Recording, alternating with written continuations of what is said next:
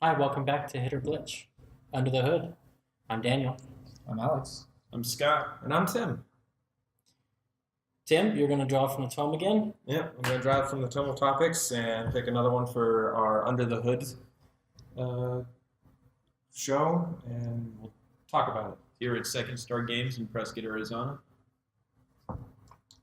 Okay, this week we have you ever considered using an Infinite Sided Die? So this is from and it's an anime? Cartoon. Okay, so it's Gravity Falls. Yeah, Gravity Falls. Yeah. And you can look it up online. It basically looks like a D30-ish, and apparently when you roll it, each face changes what's on it constantly as it's rolling until it finally stops. So it's supposed to be literally anything could happen when you roll this die. Which means nothing can happen. But Yeah. it's a reality warping tool in the cartoon. Yeah. Yeah, I mean, okay, for a story like in the game, the players have to use it for some shenanigans or MacGuffin or act of God, whatever. Maybe I might use it. It's not my type of thing. You may as well just give him a deck of many things and end the game, in Yeah. my opinion. Yeah. In real life, I don't think there's anything like it.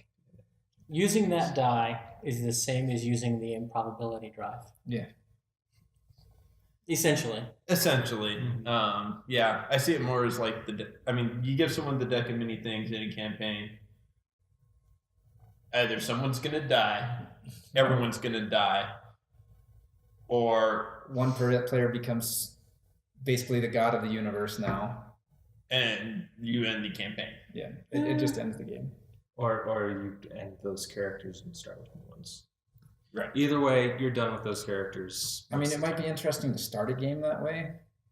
Like, I don't know why you would, but it might be interesting to try to start it and then see if you can make something of it. But really, I think it becomes a plot device. Oh no, you rolled the you rolled the infinite sided dice. Now we're going to my campaign world, and that was the result of you rolling it.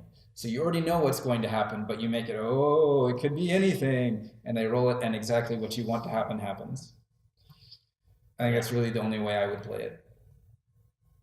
Okay, yes. I could see that. Mm-hmm.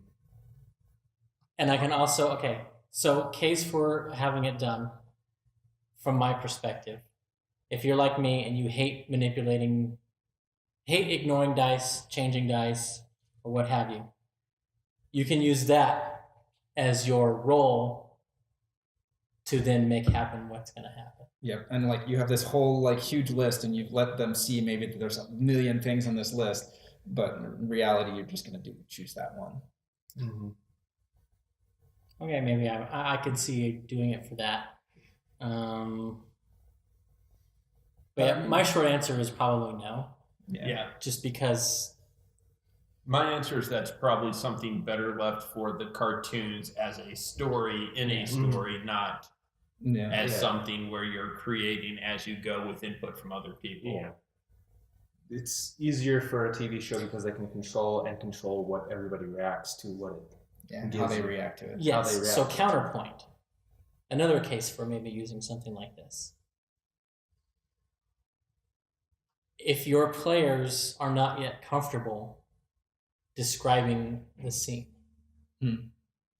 if they're not yet comfortable, so you can have them roll, or you roll and say, okay, you get to choose, describe what the scene looks like.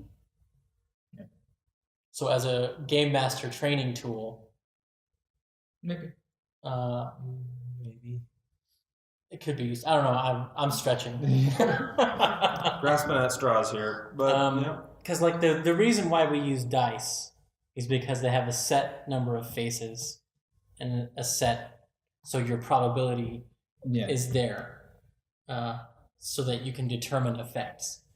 If you're throwing out number of faces and using symbols instead of numbers, then the whole thing is sort of Yeah, and well, the other part of that is this is more of something you find in game, not something you roll as the player. Is how I'm seeing it. yeah. Oh, And okay. it kind of relates, you know. Yeah, because there's you can't. I don't think anybody's tried to make one of these, a real one. I don't think anyone could.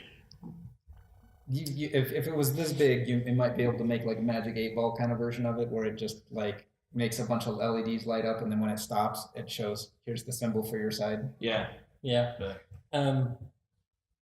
So if the player's character has dice trained, if they're proficient with dice, do they get to roll it twice? Choose the push. No, they just get a +2 to their roll, or whatever their proficiency modifier is. Yeah. Okay, you have an Onk +2. What does that mean? Same thing an Onk -2 means, I guess. No, it's opposite directions, man. Anyways, what do you think? Would you use it in a game or outside of a game?